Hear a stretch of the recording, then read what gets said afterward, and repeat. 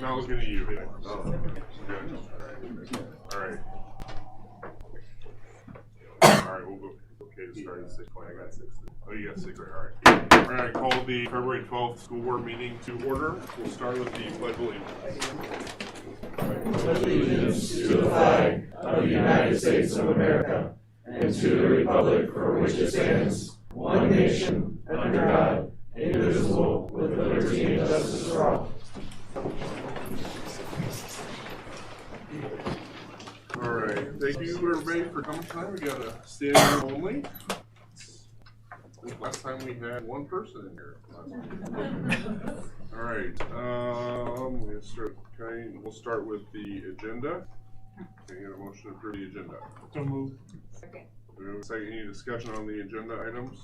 All right, hearing none, all those in favor of approving the agenda, please say aye. Aye. Those opposed? All right. We have an approved agenda. Now, moving on to comments and suggestions, and for you students that just started in Mr. Marmian's or Mr. Lintz's class, we'll get to you after in just a little bit.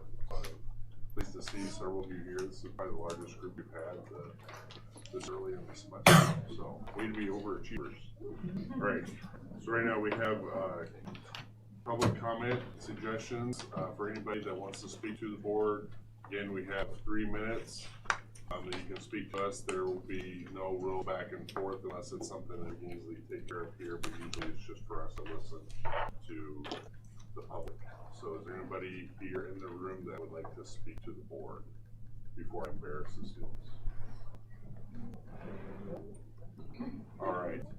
So for you juniors that are here, please stand up, say your name, and also who your teacher is. And we'll go with favorite subject this time. I'm Will Schneckloff. I'm in Mr. Marmian's class, and my favorite subject is history. I'm Jake Niemeyer. My teacher is Mr. Marmian, and my favorite subject is chemistry. I'm Caden Matter. My teacher is Marmian, and my favorite subject is Spanish. I'm Evan Piper. My favorite subject is math, and Mr. Marmian, my teacher. Thank you. My name is Kellen Gavin. My teacher is Mr. Marmian, and my favorite subject is math. My name is Christian Bitter. My teacher is Mr. Marmian, and my favorite subject is history. I'm Elliot Schroeder. My teacher is Marmian. My favorite subject is history. Aiden Pratt. My teacher is Mr. Marmian, and my favorite subject is math. Are you sure? Yeah. So all of us can sign your papers after it's eaten. I'll sign yours though. But we can all at the end of the meeting. So we'll have a lovely 4 hours. All right, moving on to consent agenda. Second. Okay, it's the motion. Say any discussion on any of the items on the consent agenda. Just one question, the current open enrollment, you have to approve those yearly or are those new? Those are all new. And so we did start approving elementary, but to be determined where they actually get placed. And so the only thing would be special education. Very few of those would get approved, especially from the junior high on now. Just wanted to make note and thank those involved in the STEM grant that's listed there. It's public consent, right? I don't remember where it's at. I'm going to mention it. So yeah, so we got the STEM grant due to Tri-City and what I write there, NECA. Could you say what that stands for, Molly? Yeah, NECA is the National Electrical Contractors Association. So it's a contractor side, and then IBW Local 145 would be the electrical union that partnered working on that. So them and Tri-City went together. They raised $20,000 to apply to get $60,000 for another $40,000 from the state. So it's total $60,000 to help outfit the electrical room at the new regional center. So awesome. Thank you. All right, any further discussion? All right, all those in favor of approving the consent agenda, please say aye. Aye. Those opposed? All right, we have consent agenda passed. Moving on to recognitions, we'll start first with the Lego League And then I will say for the parents who are here with their kids, you do not have to stay here the whole time, just the juniors have to stay the whole time for here, so you guys can bug out here if you want for the, after your presentation. Nicole, you're there in the back. It's all yours. Alright. Alright, Jeff. Guys.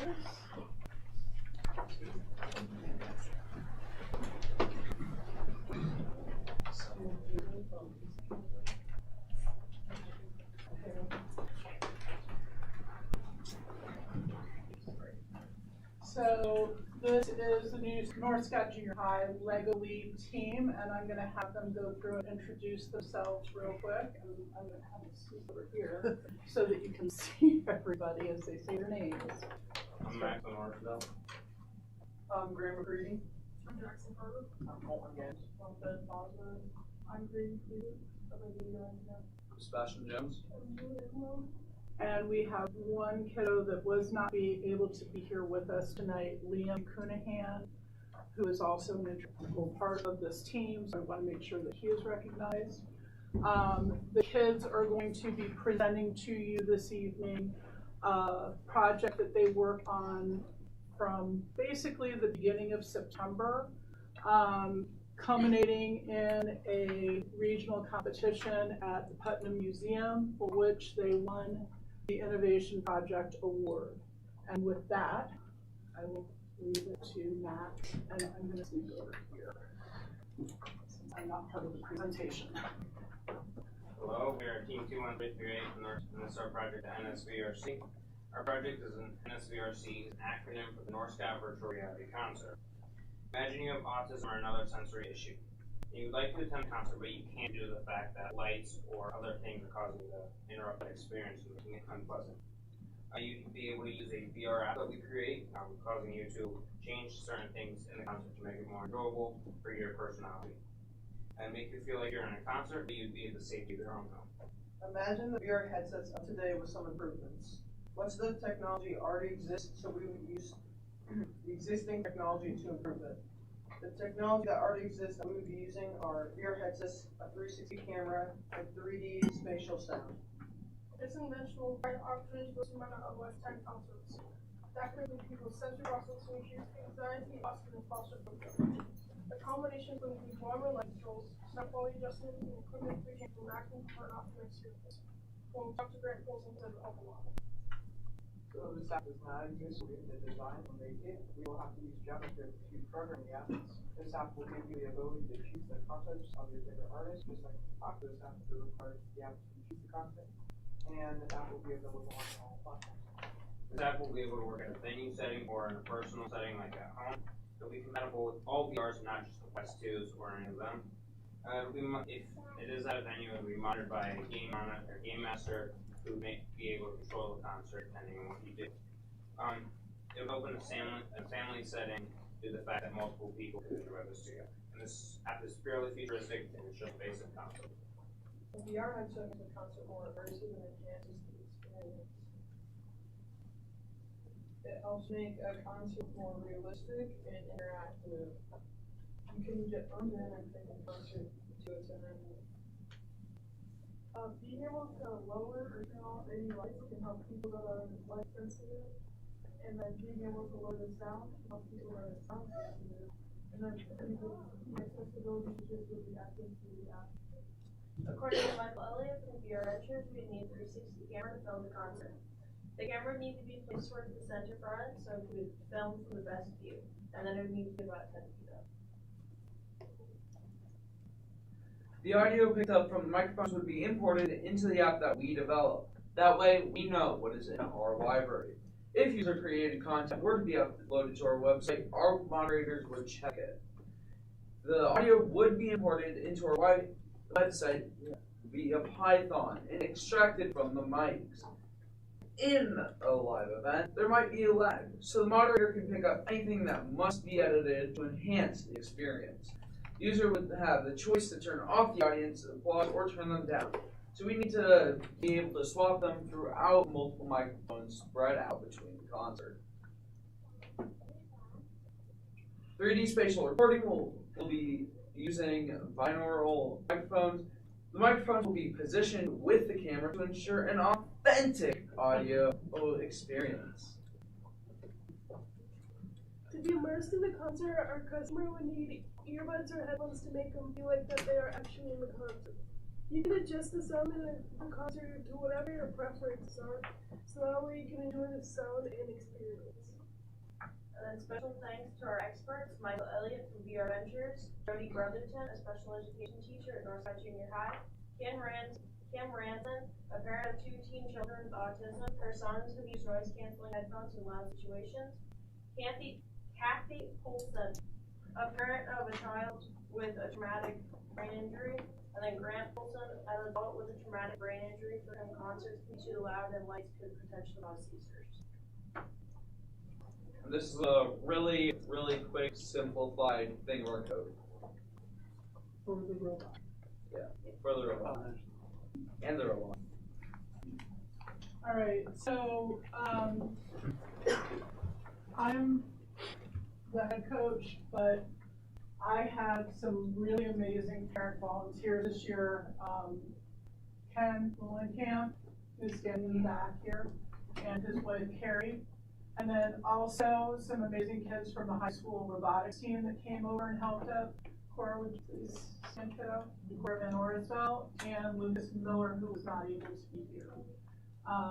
Without their help, especially this year in college, taking classes full time, working full time, if I didn't have them, these kids would not, I would not have been able to get them to this place. So we really need to thank our volunteers.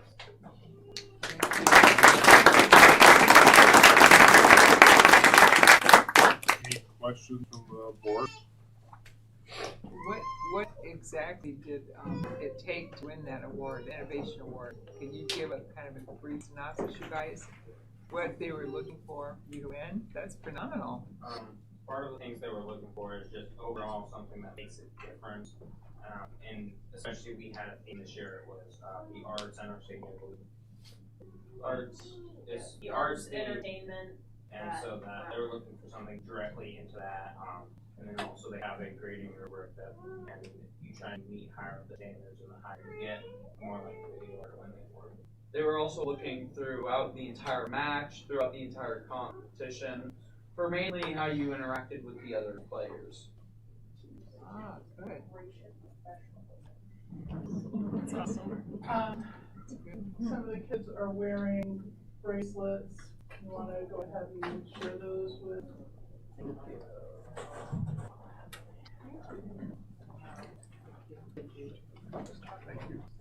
Thank you. Thank you. Wonderful.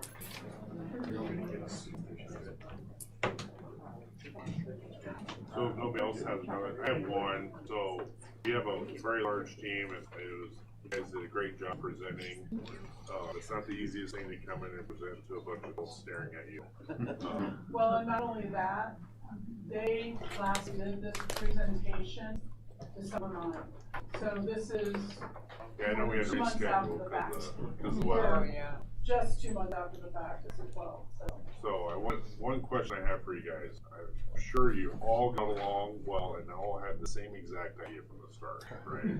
No. So we had some bumps on the road. So just share with us how you're able to, because I'm big on like team dynamics and kind of working through issues and communicating. What did you guys do to kind of work through your creative differences on the project? If one of you guys wants to speak to, one of you individuals wants to speak to that. I mean, you could tell them where you started. It might be a little comic relief. We had a few bumps in the road. For example, one of our starting ideas was going to be a toilet gaming chair. Enough said. All right, thank you very much. Good job.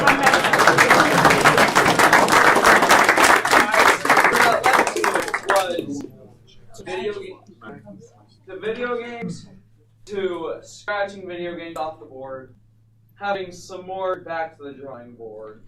Then we decided on concerts, And then we just decided this is how we're gonna do it. Let's keep researching. I would say some of the other difficulties we had is people are more in tune to certain senses and more specific things. We had some people that were better at building and creating things, just art pieces, and others that were better at programming a robot, and others that were they were good at researching. They just spent time doing research and they helped us ton. I have just a couple of things. First of all, I love that your project is including children or adults that might not be able to participate in some of these things. And if any of you, I bet you all know somebody that's on the spectrum and how this would make them feel, if they were welcomed and more at ease in a big situation. And then Nicole, I just wanted to say, I know you go above and beyond. You're big about passing out gratitude to other people, but I know you go above and beyond. You're working, you're in school, and you're giving a lot to these kids, so thank you. Yes, thank you. We're also very proud of you guys, and I know your parents are too, and what a wonderful opportunity, and what great guys, kids you are. I mean, thanks for what you did. And They keep really at it. are an amazing group of kids. I've been very blessed the last couple of years. So I've been able to have kids show up to be on the team that you know, they all brought individuality to the table, and you know, quirkiness and excitement and enthusiasm, and then knowledge and skills. Like, I really have gotten to work with some kids that had it all. And you know, without that, it could have been a real challenge to get the team together. There are a couple kids here, let's see, Max, Graham, Fulton, and Olivia that were on the team last year, and they actually won this for state for their project last year. And so they were really amazing mentors to the 7th graders coming in as to what to expect. So, you know, it's a blessing all the way around. We bless each other. Thank you.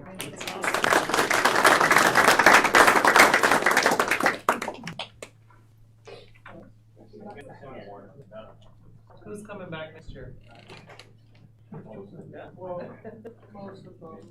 Great. Unfortunately, and I haven't written the official email that I will be teaching next fall, so I don't see how that I can continue to do all of it, unfortunately. So I'm hoping and praying that when we get the job posting out there, that somebody just as amazing will come in and step into the role. Yeah. And that these guys, these graders, will come back like Cora and Lucas did to mentor the other kids. So that's my hope. Thanks, you guys. Thank you.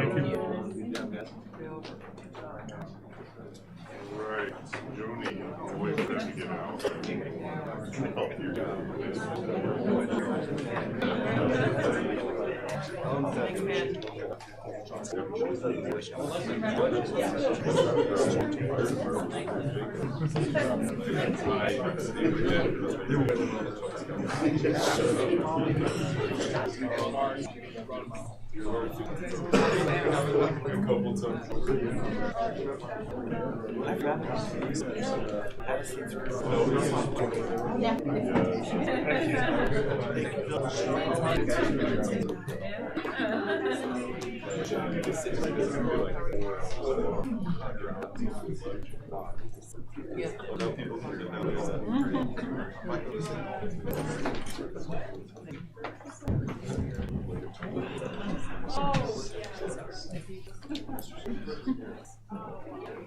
Alright, so Joni, I think you have the next one. Yeah, this is our Lancer Pride Award, and this is a board initiative. We do a recognition team that meets in our district, but the board initiated this to recognize staff members and community members that really do go above and beyond, make a difference. I mean, everybody makes a difference in our district, but they just do extra special things. And it's just so, we're so proud to recognize a couple individuals tonight that do just that. They really make a difference to our kiddos in our district and our school district. They kind of meet the vision, the mission, the values of our district in many, many ways. So the first one is Brenda Hammond. In the back, Brenda, yay! If you ever drive by in LeClaire Road by Ed White, you'll see her standing there waving, always with a smile on her face. It could be 20 below, there she is. Smiling away. I always feel so bad for her, it's so cold. The crossing guard at our LeClaire Road site. Our students are very fortunate to have you, Brenda, as a crossing guard in a position that typically does not get recognized. You just do the right thing, and the kids, everybody counts on you, and you're there to be very value added. We want to express our sincerest gratitude and appreciation for the service that you provide. You ensure the safety of our students, and that's so important to us as a board, that our kiddos are safe. As they travel to and from school, all throughout the times there to do that, your presence goes beyond helping students. I know you're sitting there many times whispering to the kids, talking to them. I'm sure you help them with all kinds of problems they have, for all we know, but I'm sure you do. You become a very trusted and familiar face to the students and our families. Every day, rain, shine, snow, super cold, like I said, Brenda greets students and families with a smile and a good morning. You really are always smiling. Parents, community driving by, you get a wave and a smile as well. On behalf of us, the district, our school board, we want to extend our heartfelt thanks to you for your outstanding service that you do every day. Your dedication to the safety and well-being of our students are truly commendable, and we are very incredibly fortunate to have you. And I know you'd have to walk far to work. No. So I will provide. It's an easy commute. Yeah, if you don't mind coming up and getting this. So do you want us over there? Oh, sure. It's a fun job, so I enjoy it. I know you enjoy it. Yeah, I do. This is for you, for influencing and inspiring our kiddos. Expect that on tomorrow. Thank you. All right. Thank you, everyone. This one, okay. Gotcha. Thank you. Thank you very much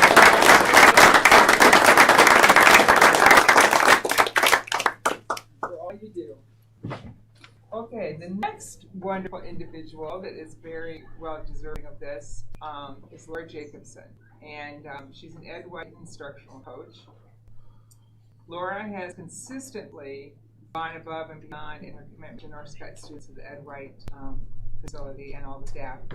By title, Laura is an instructional coach who exhibits a remarkable commitment to learning and professional development. As an instructional leader, which she is every day, Laura checks all the boxes and excels in her role in every facet. By example, Laura's commitment to students and staff day in and day out cannot be measured. It is because of Laura's example outside of the day-to-day activities that we wish to give special recognition to her. You can be seen, Laura, many times helping students get out of their cars, out in the parking lot, out preparing to enter school in the mornings. When I heard that, I thought, yeah, that's you. She greets families with a smile or a song, regardless of the weather. You surely show that you care about them. At the beginning of the year, she often is reassuring first-time parents for their students that they'll be okay while they're at White, putting her arm around the kindergartner or any student that she knows needs help. These small acts of demonstrated kindness that you show go without notice. I mean, we know you're doing it, and it's good to hear that. In fact, you're a good role model to many. While on duty, right after winter break, Laura took it upon herself to shovel a little more snow off the sidewalks to provide an extra safe walking space. Laura's versatility and willingness to step into the role demonstrates her dedication to ensuring a positive and productive learning environment. That you probably thought nothing doing that, but it is seen and it's important. Thank you. One of Laura's standout qualities is her role as an advocate for all students and staff. She collaborates effortlessly and seamlessly with her colleagues, fostering a sense of unity and cooperation within the team. Her willingness to take on additional responsibilities and help out in any capacity is truly commendable. Laura's efforts have undoubtedly had a positive impact on our North Scott community. Her exemplary work ethic, positive attitude, and dedication to our shared goals make her a valuable asset to our team. Please join me in expressing our major gratitude for Laura's outstanding contribution. Thank you, Laura, for all you do.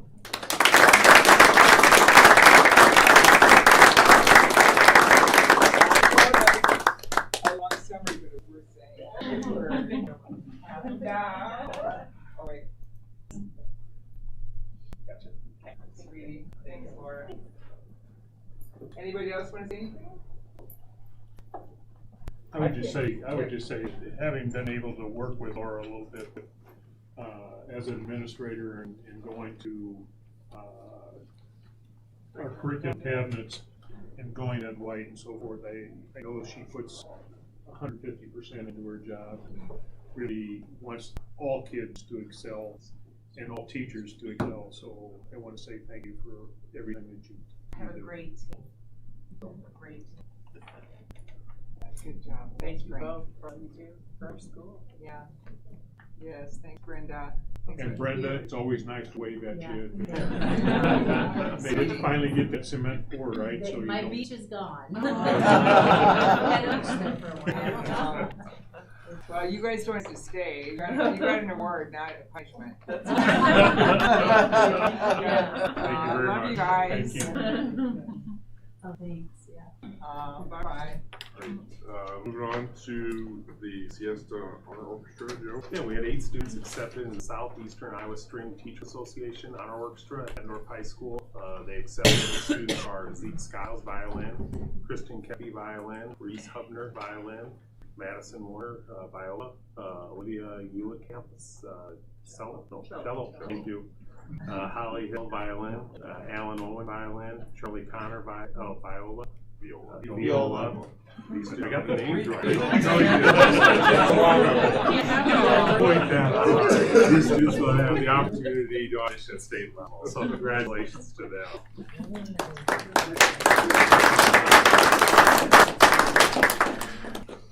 And the last group is our large group speech. District 17 events were performed. We had 4 2 ratings, 13 1 ratings. State 13 events performed, 1 overall 2 rating, 2 overall 1 ratings, and 9 straight 1 ratings, the highest rating possible at state. North Scott has the only traveling tech team in the state of Iowa speech. These students ensure the set technology and the entire day runs smoothly and an integral part and work as a team. Judges also nominated selections for the large group All-State Festival. North Scott received 6 nominations. 4 of these 6 nominations will be heading to the large group All-State Festival in Ames, Iowa on February 17th to perform for the entire state of Iowa in this year's IHSSA Critics. Then there's a list: television news, short film, choral reading, music, theater, short film, and ensemble acting.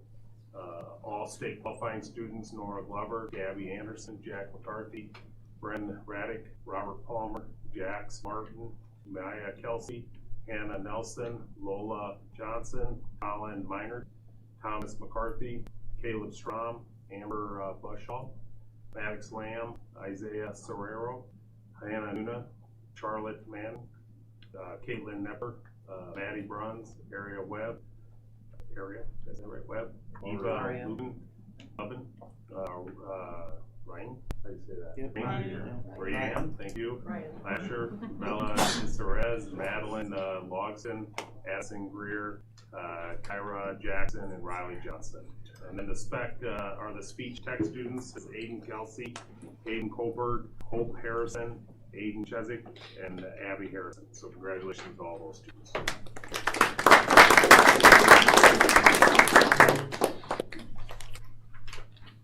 Okay, moving on to bills, Jill. Yeah, I have a small bill list this week. $390,242 worth of bills presented for approval for payment.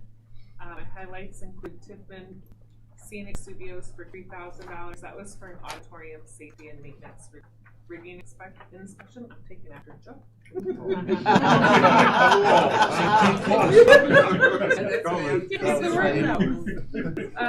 A payment to St. Mary's College for $18,080 for coach training fees, which will be paid for with TLC funds. A payment to Teaching Strategies for $11,753 for preschool curriculum, classroom resources, and PD, which will be paid for with preschool funds. Make a motion to pay the bills. Second. Okay, so motion second. Any further discussion on the bills or questions for Joe? All right, hearing none. All those in favor of approving the bills, please say aye. Aye. Those opposed? All right, bills are approved. We have no committee reports tonight.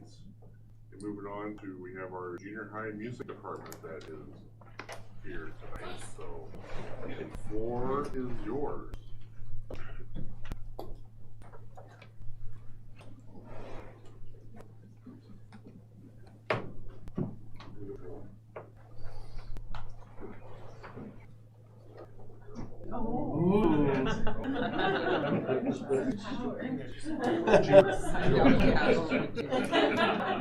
That's true. We'll click away. It doesn't work. There we go. Okay. So I'm going to kick us off with the orchestra. Our 7th and 8th grade orchestras have many opportunities at the junior high, as many of you will know, to be involved in the school program. We have 4 to 5 concerts a year, some combined with the high school to show progression. We do our overture orchestra, which is 7 through 12 at the end of every school year, so you can kind of see how they step up and get a little better each year. Opportunities for solo and small group work during Solo Festival, which is coming up in March, and that's for all 7th and all 8th graders. Mirroring projects include composition projects, basic music theory.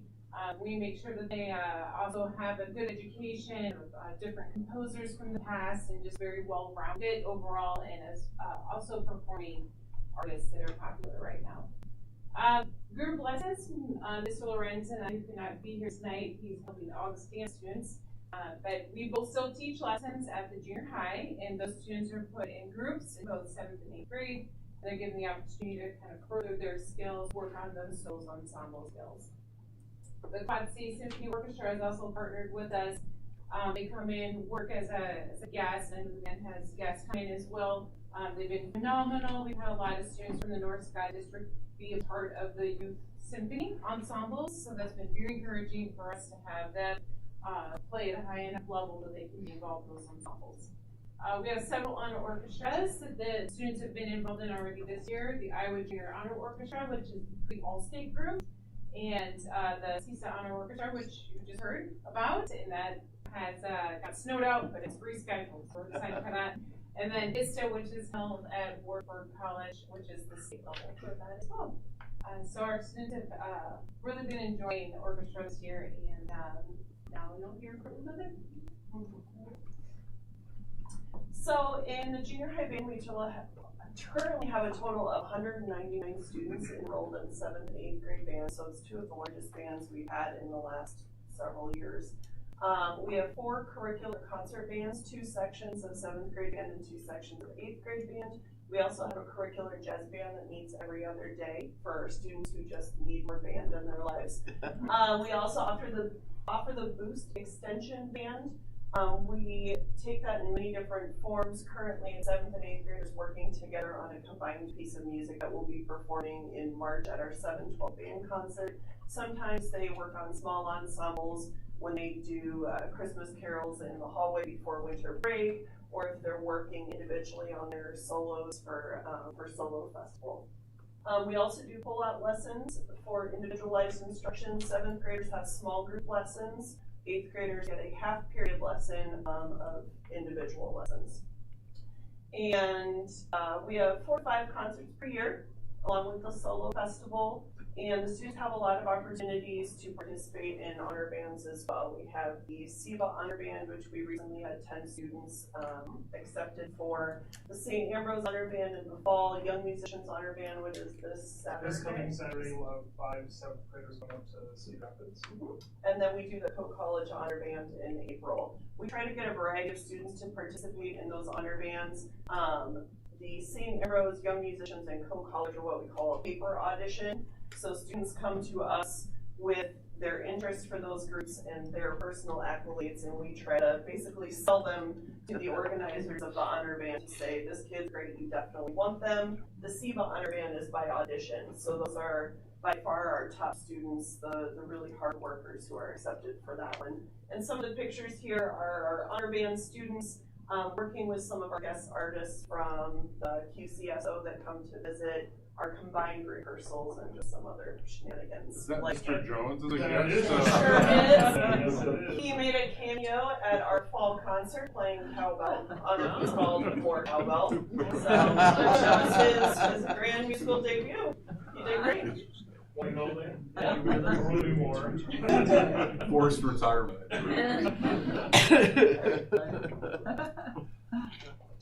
Good evening, I'm Paul Stiles. I'm the vocal music director at junior high. We actually also sponsor the district's elementary course, which is open to any 4th, 5th, and 6th grade student. They'll be attending the UNI Elementary Honor Choir here in a couple months. As far as the junior high, our 7th and 8th grade programs, it's the first year they've ever been blended. Due to scheduling confinements, instead of the traditional, I have just 7th grade groups and 8th grade groups, they have been integrated, which has come with a few growing pains, but using our high school model, which is very integrated anyway, it's really nice to have a few students who are a little bit more knowledgeable. They can help out. They can tell the kids, like, no, you're not going to die. Just leave the crazy man do what he says. So I was a little leery of it, but I really enjoyed it. I don't think that it's really made like a super difference in like the amount of our unrequired kids. I think they'll be pretty stable, but I think for the sake of just the growth of the program and the students being more comfortable, which I'll be honest, since COVID has become a much bigger deal than it used to be, it kind of helps. In my professional opinion, I really feel like boys have kind of bounced back. They feel like the pre-pandemic time, but our girls are still, there's a real feel of, they want to believe, but they give me that side eye that they're so fond of, and they're just a little slower to follow. But that being said, I think they're still doing well, and our program is just fine. Next slide. We just finished what I think is one of my favorite weeks of the whole year, where we go around to the 5 elementary schools and do what we call our music exploration, where we introduce all of the 6th graders who are going to be 7th graders to our music program. So they all got a chance to explore the different instruments and sing a little bit with Mr. Stiles, so that when they go to register for their music classes next week, or I guess all of their classes, but the ones that are important to us, their music classes, then they are excited to sign up for a class, and they know what to look forward to when they come to see us at the junior high. And we had such a great time. This is a wonderful group of kids, and I will tell you, based on last week, the future of music in our program is very bright. Great.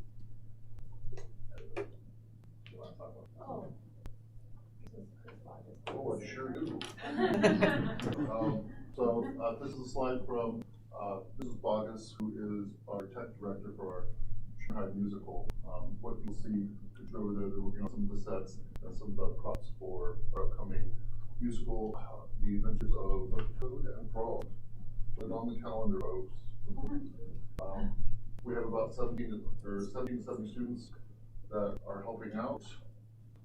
P Week, which is next week, production week, P Week as we call it. Those kids will be working alongside Mrs. Bogus to get everything up and running, to build sets, and it is behind the scenes kids. Some of them, they want to be involved, just maybe the stage is a little too much, so they get an opportunity to work behind the scenes. And as said earlier, when you read those achievements, we have the only traveling tech team, so it's kind of where they get their start. Great. Matt?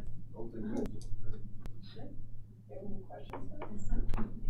We always have questions. I always get to go last, though. Okay. I noticed that you had 199 kids in band. How many do we have in orchestra? And I think I saw numbers up there for choir. It's 169, 7th grade, 80, so 250-ish. Okay, We have about 80 in orchestra. super. Yeah. The real trick is the turnover to get them from the junior high into the high school programs, because it's kind of it, like in all programs start off, and you kind of layer up, but, and then the more you start with, the better off you are. Still have good numbers. And it was nice to get back into schools this year once COVID hit. We just didn't have access to the students like we did in the past. And so then over was kind of, and then they're trying to build it back up. But one difference it made to actually be with the students and just see them smiling and exciting and dancing around the instruments. It was just like so heartwarming for us because that's what brings us the most joy, is seeing students be joyful with making music. And so we hope that it gives them a sense of belonging in North Scott and really just makes them want to be involved, because that's our main goal. Just be involved, just be a part of this community, and that's really what's most important for us. And Linda, you know what, you guys add more than that. You're being humble. You inspire them, and you motivate them, and you make it you make them want to be involved. And we thank you for that, because you guys are a top-notch group, and thanks for helping our kiddos feel valued in that scene. It's cool. Thank you so much. Thank you. Paul, what about your elementary? How many kids do you normally have in that, and how do you basically choose those, or that basically the kids, it's open and they're able to give you the time? 25-ish. We had a couple kids where they tried it, wasn't their thing, but we were on 25, and honestly, they just kind of gravitate towards them, like the things they want to do, and then every now and then we pick up a bring a friend kind of thing, but we've been building back again since we took a hit, so we'll get there. They just want to see what the crazy man's like, right? Where do you practice? You do have a reputation, I'll put it down. We're looking forward to your new facilities. Yes. Yeah. Very excited. Just a little. Any questions? Can I ask a question, or can I make a statement? You guys are great salespeople, because my son is a 6th grade aggressive and he wants to be in band, choir, and orchestra. I called my husband was out of town the other day. I was like, I hope you have $1,000, because Jay came home saying he wanted to play a brass instrument today. So it's made an impression on him. So. And Tracy's son also told me he hadn't even met you guys yet. He's already got his mind made up. Yeah. So. Oh yeah. Yeah. Sounds like it. Thank you.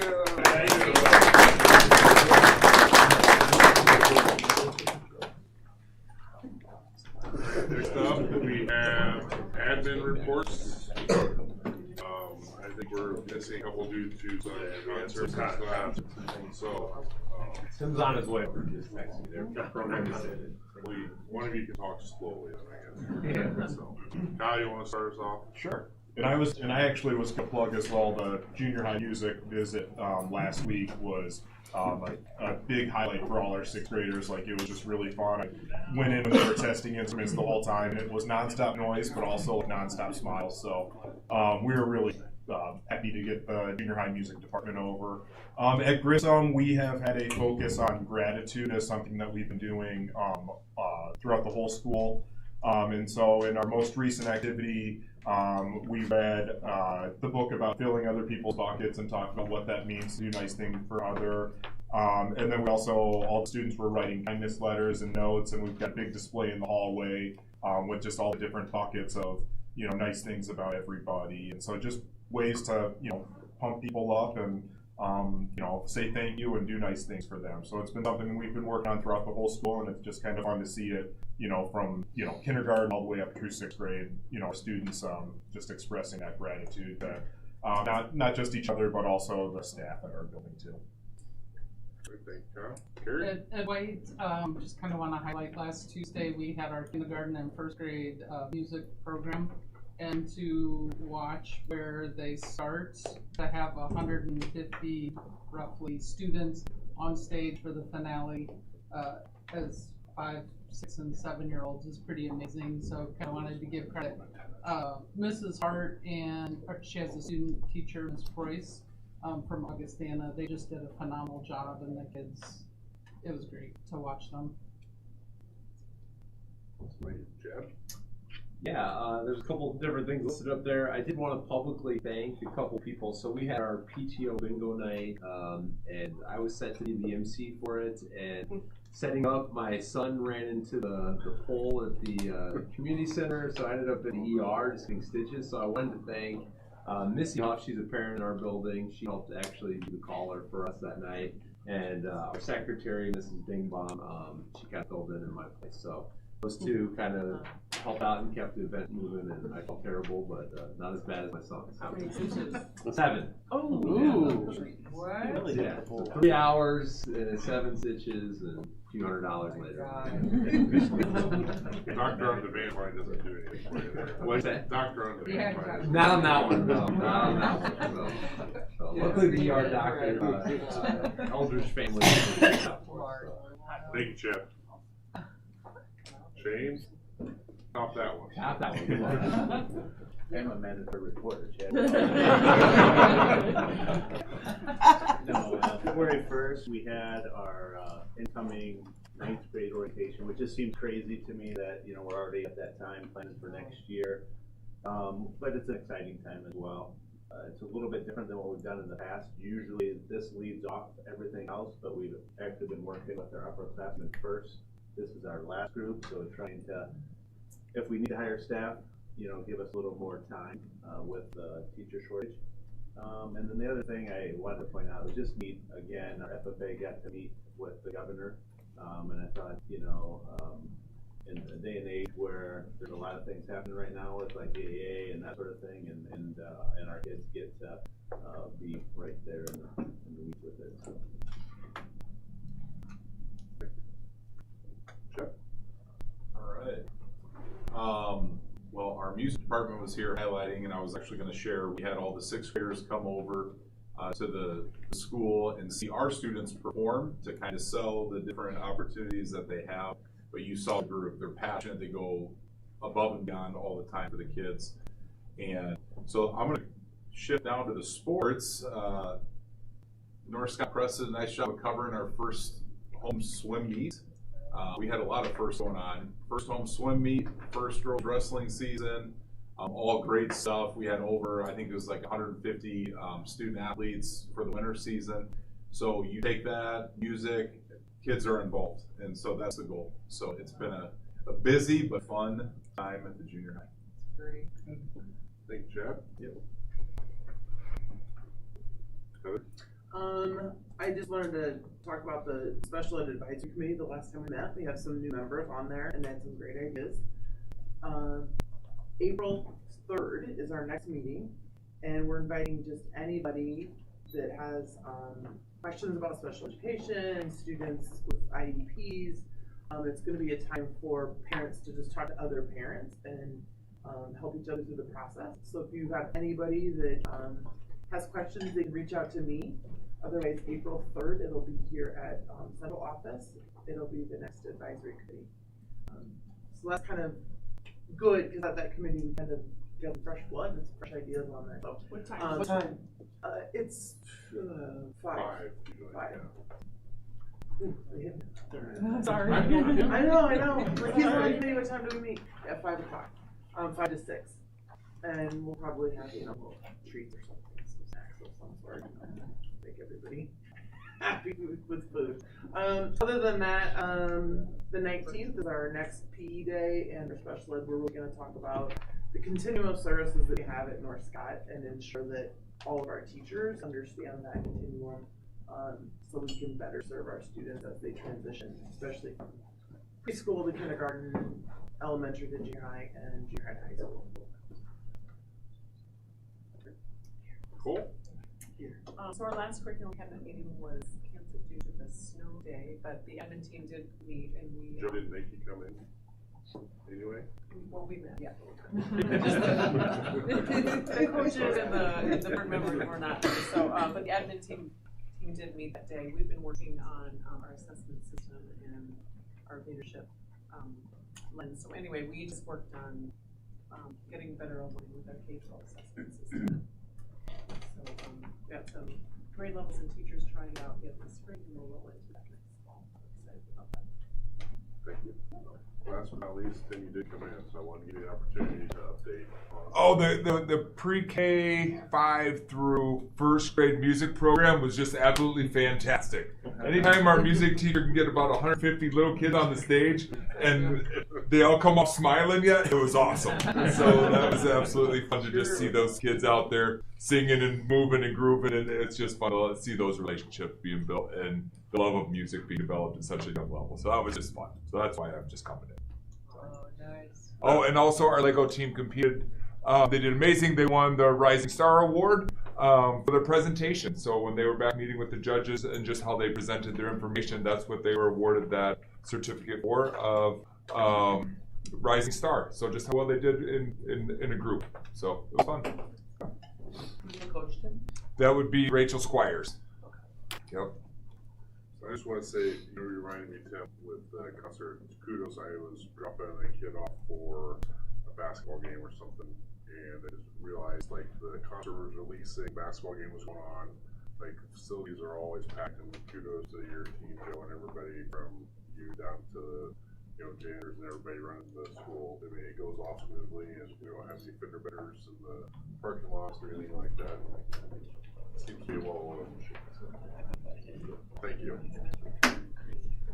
Any questions for the admin team? All right, moving on to whole business. Joe? All right, tonight making the recommendation to accept the alternate bids that would build the second locker room. The reason I'm making the recommendation is several different reasons. One is when we look at building just the one locker room that we had proposed, it puts us in a dilemma in all the seasons outside of football season where male and female usage, and so that helps with that. It also, for the funding of it, we've had some opportunities that have come out just lately between the interest, between the amount of money we got from the bonds and things like that has really put it within the budget. So we're still going to go out and look at our energy saving projects with solar. We're still going out and look at potential land purchase. Those processes are started, so it fits within that budget. The other thing I would say is if now is the time to do it at the cost that we can do it at 5 years, 10 years, whatever from now, and if another board or somebody else, you said, oh, we're going to actually do it, you're going to raise the cost of doing it. So while we're getting the K&E in there, they're ready to start pouring cement again. They're working on the curb going around the track for the turf. They want to get in there going. Now is the time for us to do it. So I'm making the recommendation to approve the alternates for the second one. Could you also talk about Neil Armstrong? Oh yeah, well part of that fund was too, which is the next one, is Neil Armstrong came in $1 million under budget. Right. So thank you. There's just multiple things that put us in a funding position that allows this project to have this extra room added and still not jeopardize any of our other projects. So thank you. Appreciate it.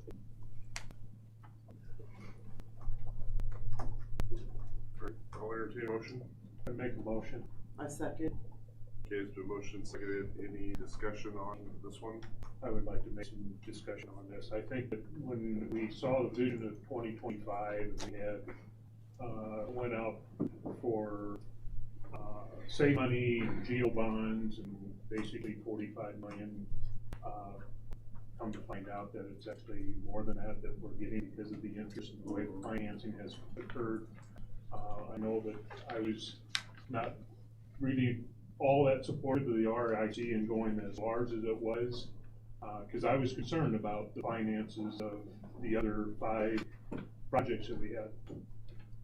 But because of the way things have gone, and because of the way that we talked about the RIC, and we did go out and fundraise, and we've got a lot of support from that standpoint, and we did the finance, we got money that we basically hadn't really prepared for. More interest came in. We had bids come in under bid, which allowed us to have additional money. So with that, I feel that this is much needed. It will be used, as Joe mentioned, with the boys' outside teams, and having one locker room out there, it will put us in a position that we can have both boys and girls track out there. And I think we'll use that facility more than what we anticipate. I just like I think we've got a larger RIC, and I think we're gonna be using that more than what I thought would be. In fact, I've already heard we got more classes going out there that we hadn't anticipated, and I think that's gonna come in through tuition. Plus, we have the money to be able to cover it, and it's not to put us in any type of bind. So I think that's a positive sign. I want to piggyback on what Frank said. I agree. I was not really supportive due to the budget, the increase of the scope and design. However, looking at that, talking with you guys more so behind the scenes, I feel more comfortable with it. The interest rate swap and the which has been just phenomenal throughout the year, and the funding opportunities that we're seeing. And within our budget, Neil Armstrong, as we said, came in lower by bids, and I do appreciate that. We're really excited about that. So yeah, I feel much more confident about it. So appreciate the extra work that you've done, the funding, the due diligence that you have. And again, anybody can come talk to you about it anytime to understand it even more so than even our meeting, because we are very transparent about this. Yeah, I think, it's hard for the public because they don't see everything. They don't know how many of you, and almost every one of you came to talk to me individually and to Jill about where we are with the project. What does this look like? What does that look like? We had a conversation at the last board meeting. We had a work session before this board meeting. So like most of our decisions, there's a lot of work put into it, especially decisions like this that mean, that weigh heavy to make these kind of decisions. So I appreciate the extra.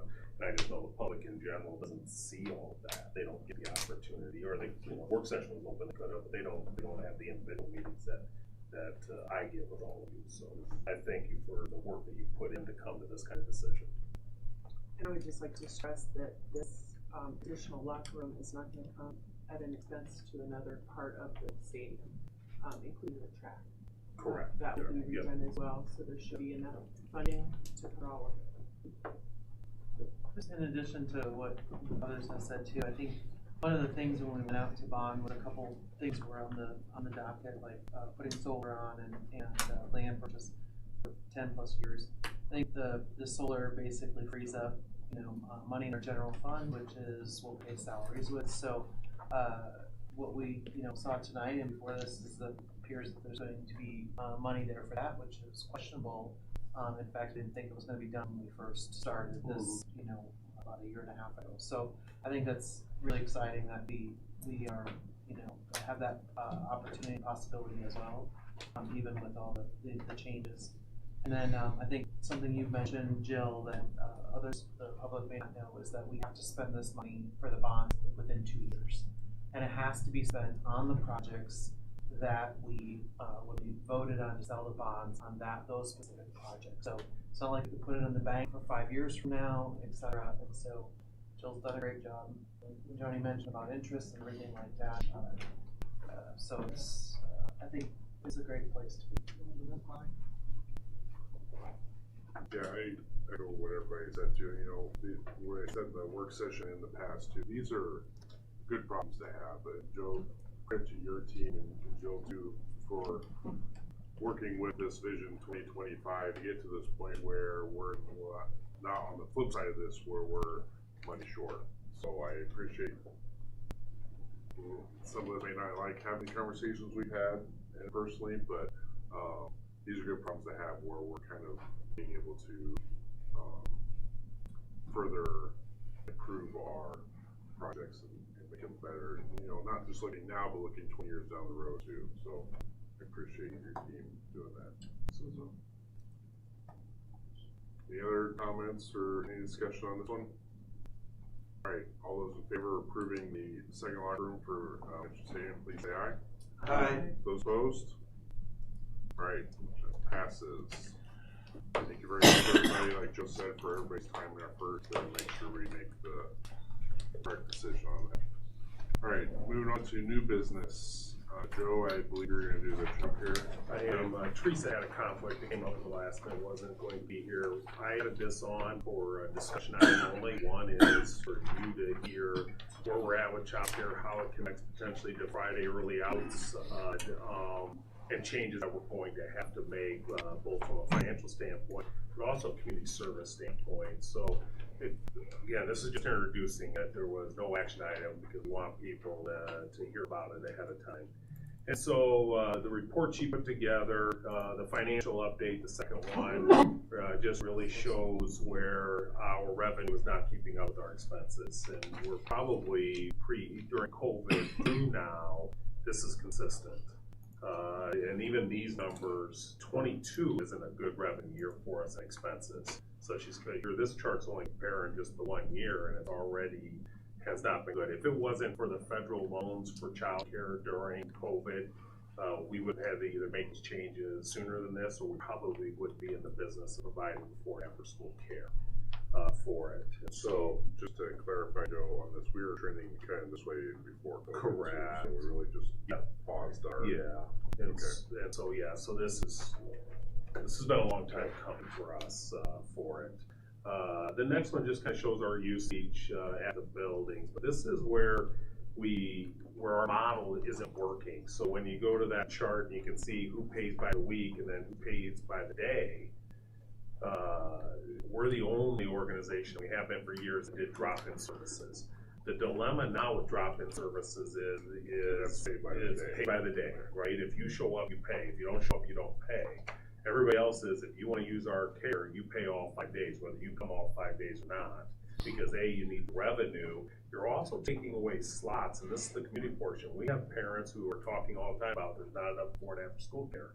Well, those are the parents most likely that need 5 days a week. We have a lot of slots being taken up for people who might come once, might come twice, they don't come very often. So we're not able to fill a community need, and we're not generating revenue. We're losing $30,000 a year. Not generating the revenue that we need to generate, so we need to change our business model. And so the plan would be is stop doing the day drop-ins and going to pay by the week. Except maybe Friday. Except Friday. So another one would be is also advertising Friday only to know what kind of staff we need, and that could be a combination between our before and after school. But it could also be associates that we have who do child watch instead of that. There's other things that when we look at things like that, I'm listening to our music programs talking about, and I wonder, we got a 2-hour block of time. Is there organizations?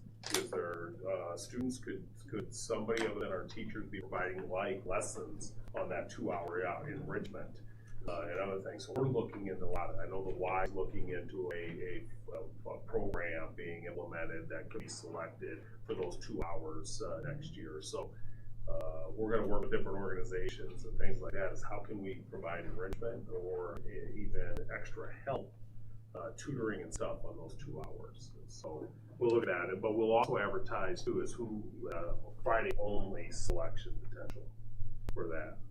The next one, just enrollment comparisons between the schools. Again, even our enrollment has actually gone down from last year to this year. We need our enrollment to be up, and there's a demand. We saw it in the survey. We see it on social media. You hear it from people who are talking to you, and so we need to be able to provide that. And so then the adjustments, again, is a pay rate increase we're going to look at. You'll see that here in a little bit, Monday through Friday. The billing program allows it to be billing. She finally has the kinks worked out in that, so we'll be billing at the beginning of the week in automated forms and required first week down payment. And then I talked about how it's going to meet the need in the community that we hear about and that our surveys show. It would also, if you have more consistency on what you know, you can also include programming and be able to have that. And then, of course, we got to look at higher wages. One of the dilemmas we have, it's our lowest paid position that we have in the district. Now, it's an enterprise, so the dilemma is you can pay more, then you got to charge more, and then people might not be able to afford it. And so we have to balance that out. And you'll look on the next one, I believe it's the next one, we do a comparison. We look to see what the other ones local are charging, and we want to be within their range. We're not here to take over and run some private business out. And so we're always trying to stay within their range. We are the lowest charge. Plus we do the one service that costs us money, and that's the day drop-ins. It takes up slots. And so we'd be looking at right now, Jill needs to do some more analyzing to say, is the $5 increase enough to start closing the $30,000 gap? you know, again, we're lucky we have extra money sitting there that was able to allow us to continue to have a fund that has been able to absorb that. But at this point, if we continue where we're at in 3 to 4 years, we have to recommend getting out of business because it's an enterprise. General budget is not allowed to supplement this. This has to break even, and we're not trying to make money off it. We need to pay our employees. We need to provide the services for it. And so the recommendations are on there, is looking at increasing that. And again, probably why we're only talking about this is it is a major change to not have drop-in services. The last time we talked about potentially going to the Y to provide our before and after school, that was the biggest thing. People came out. We're going to pay more, and we're going to lose that benefit of having drop-in. So I don't know how many I want to use it, but I know I can be on the list and I can just drop my child off, or something comes up, I can drop them off. And so we try to continue to do it. It just is not a good financial model to continue to be in business of doing this. So to kind of tag on to that, Joe, and have the public understand that is the child care is its own enterprise. So it is. It's not. It's part of salad and everything. So it takes in and has to pay for itself. Basically. Yeah. And so with that our current business model, we won't say 3 years down the road we're not going to be able to provide any services. Yeah, I think it'd be 5 years. We have like 150,000, something like that, maybe in fund balance. Well, you know what I'm but saying. you're right. The day is coming where we'd have to close doors. It's just like food service. Food service is supposed to be able to operate under its own money, what it takes in and what it spends. And that's what an enterprise or a school district does. It's the same thing. Daycare before and after school, and our all-day daycare down at Virgil Grissom needs to support itself. And that's why we need to make the adjustments. The other thing is people need 5 days a week, and they can't get it right now. And that's another reason to open those slots up for people who need 5 days a week. And again, we'll also see what the Fridays are like too, and be able to see about a Friday only option. Because now it would be families, that's not really drop in. Oh, I need Friday because I need it to that 3:30 time slot. We'll see. We'll figure out what that is, and how we get that covered too. So no action for tonight. No action. It's those are big changes. So it's again, I don't like the board to make a decision. That's a big change. Just right, the first time you hear it and then make that decision, I'd rather give it another meeting so people can hear it in the community. And if there's families that aren't very lunch to have assistance through the state, yeah, that's why we're licensed. Is there is assistance program? They qualify for the state assistance. And that would also be for Friday drop-in. Well, they would be on the 5-day-a-week one anyway, so they would already be there. Because the 5-day-a-week one is, remember, it's 6 a.m. to 6 p.m. And so, so you have that ability. Not that many kids stay to 6 p.m., but that's the daycare portion. And if we did child watch, it would go to probably the end of the day, the 3:30 time slot for us on Fridays. Just a couple of questions, Joe. Yeah. And I just looked at this, the day by day, people that pay up for the day by day, is anywhere from our school, right, there's 4 and all that, is anywhere from 35% to 43%. So, for us to depend on our income for that, 35% to 43% of the school is based on day-to-day care.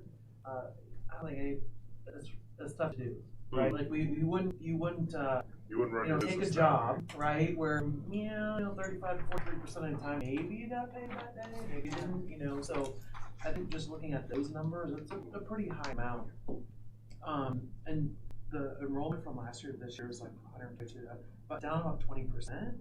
So when we hear that they've got a long wait time and there's no spaces, is that because we don't have staff? Staffing can be part of that. Okay. When we open up, so the other plans we would have is when we get a new facility opened up, we actually increase the number. So Alan Shepard will be able to increase its numbers. We're also planning on Neil Armstrong opening up a center too. If the need is there. Now we have to fill the need. People can say the need's there, but the survey did say 30 to 40% of people took the survey. Remember, we had 1,200 families or adults take that survey. That's a lot for us to do it, and it was indicated people were hoping we were part of that solution. And so, but they also have to actually follow through and do it too. And so we'll see. But we'll open up slots, I think, when we get to Neil Armstrong. It'll be easier with Neil Armstrong once we get the gym done, because so if we have to start it early right away in the fall, that means that gym can't be used until 6. So there are a lot of different practices and things that are used to that gym at 4 p.m. And so it'll bump them back 2 hours. But then hopefully right after the first of the year, we're actually moving into both junior high facility and that facility. And so it'll only just be for half a year. If there's some groups that come in, offer whatever, they can go in a classroom to do that. We could For find activities space. and things like that. Yeah, So, yeah, we'd be able to find space. Obviously, we want our teachers to be able to do the work they need to do. And so, but we have a lot of spaces in rooms where we would be able to work it out. that was my last question too, is this enough? So you said Jill is working through that. Is the $5 enough? Is that, does that get us Jill, what we need? we made contact today, and that was her first question. I'm not sure $5 is enough to close this $30,000 gap. Now, what you said, 35% of people now are paying 5 days a week. You're obviously, it's more than just $5. You just made up other money too. So, yeah. Cause I would say probably, I know where there's a mom's group or whatever, and there's probably twice a week at least people moving in the community. Where do you go for daycare? Where do you go for childcare? Where do you go before and after school? So I think we saw that in the survey and you see that on a regular basis. So hopefully we'll be able to come up with some good solutions. Yeah. Thanks. So, again, just a discussion item is all it is today. I wanted it on your radar. I wanted it out for the public and in our video to know this is. So if anybody has this is any a- questions, they can email. Either myself or Teresa, yeah. Order on you guys. Yep, absolutely. Great. Thank you, Joe. Moving now on to Neil Armstrong bid results. All right, we did talk about this a little bit already. We did have excellent bids come in for the Neil Armstrong bids. We're under $1 million under budget, just over $1 million under budget. Listed in your package are all the different bid packages and who were the low bids for the bid packages. You want to do this all as one? Yes. And we are also accepting the 2 alternate bids. The one is to tear out the concrete in the office area, so that way it's one solid concrete. We don't try to match as we balance out that room when it gets remodeled. On my head, Tim, do you remember what the second one was? The alternate. Yeah, moving the telephone. Thank you. Thank you. So I would recommend approving the bids as presented in your packet for the Neil Armstrong project.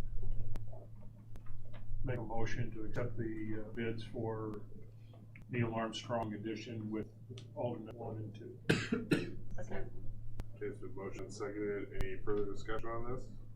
The only thing I would add is Tim has worked with Russell Construction to get started so that we can remodel parts this summer and just use them as makeshift.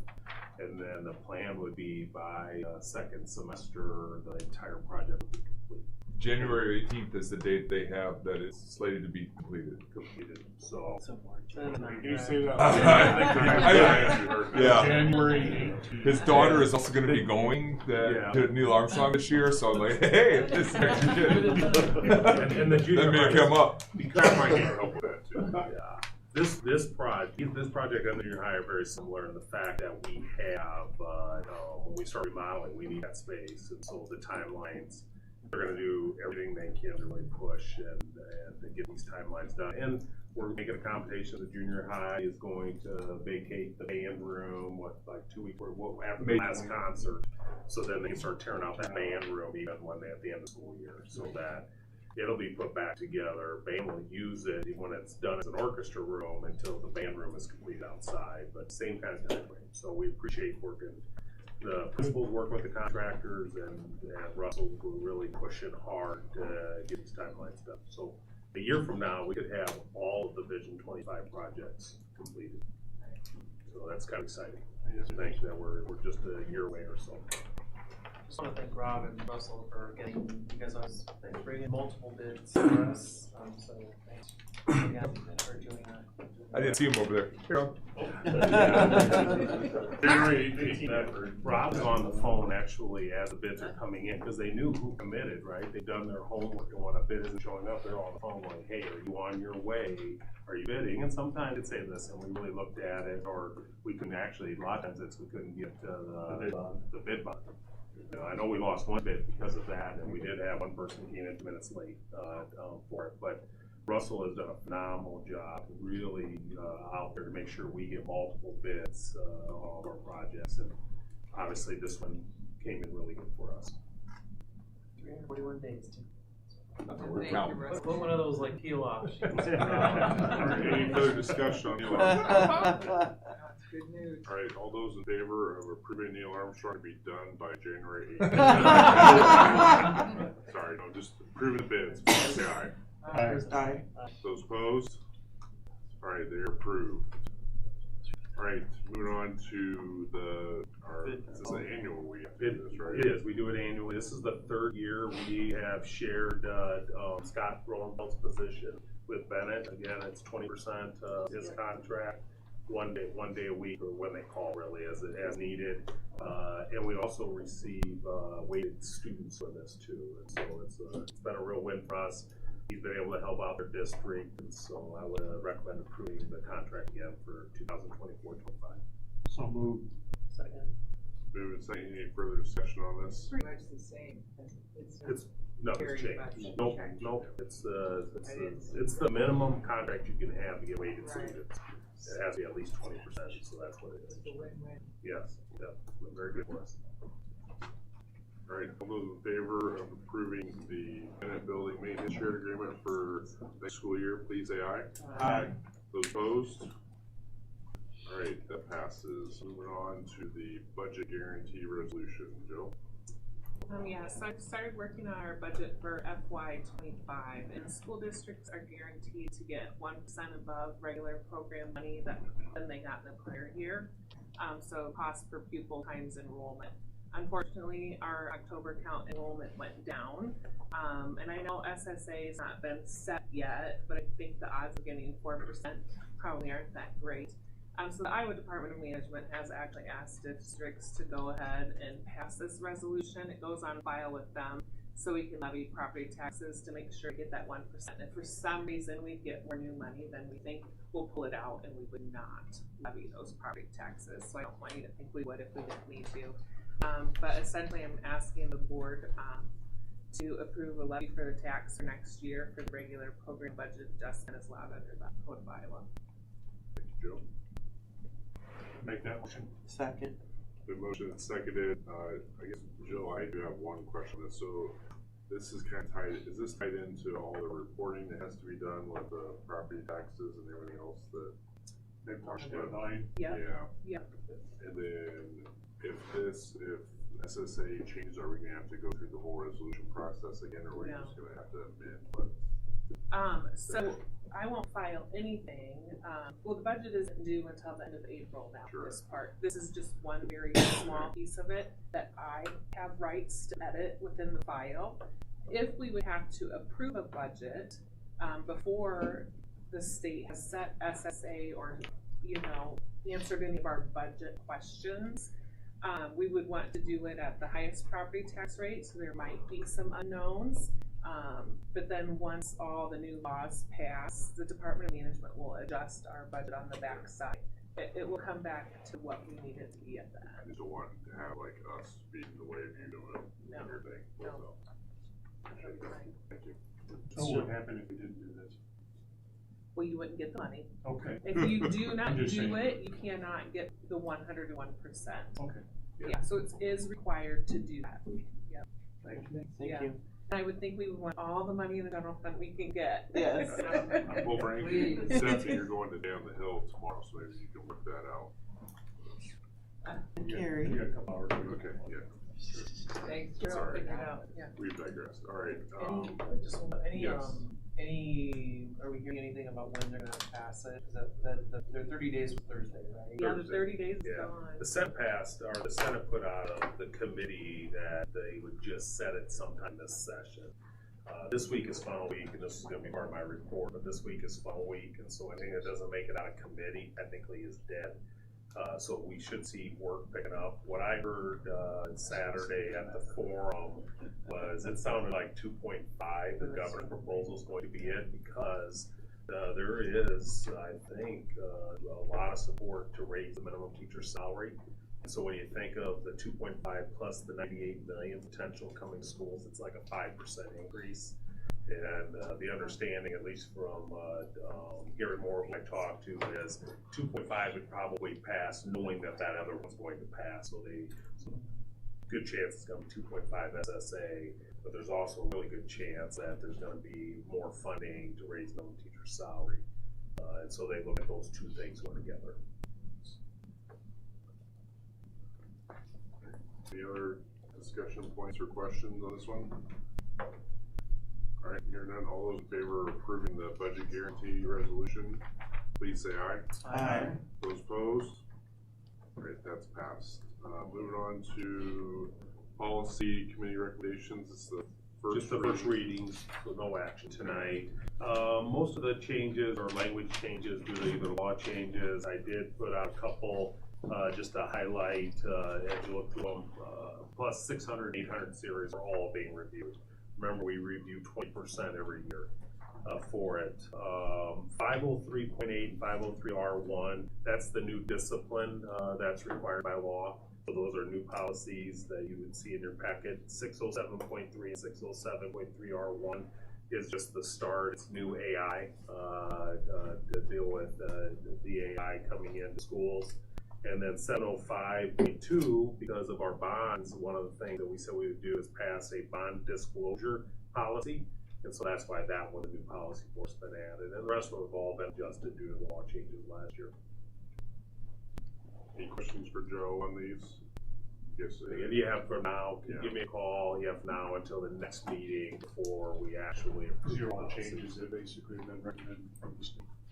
Correct, from the School Board Association, and have been looked at through our committee, policy committee. I wasn't, sorry, it wasn't a policy committee, but I got a call on the staff network, technology and social networking. Looks like there's some changes there in terms of getting district group written consent from building administrator for using district group communication between staff and students, that kind of thing. So I don't know if any of that, we need to look at any of that, any changes there, maybe just staff awareness. Okay. But that was the 40110, the ones where the coaches could be using Yep. Yeah. Now there's a mismatch of stuff that's used, so. Yeah, and it's actually moved to 700 series too, so it moves from 410 to 700. Anything else? All right, moving on to change order 2. Backwards looks like. All right. Regional innovations there. So the change order 2 is, this is part of the electric for the expansion of the three grants. And so just recommending that we do that again. This will be paid for out of Land Legacy from the fundraising that took place. And so we have, I got it up here. This is the one Shaw. Yes, for Shaw, for 39,000. Just under 40 grand. $39,875. That's a previous one, right? The only addition for the 39,000 is total. Yes. They have a previous one, so this one is actually Cool, just it's just 30,000. 30,000. Yeah. Make a motion to accept the change order number 2 to the electrical for 39,875.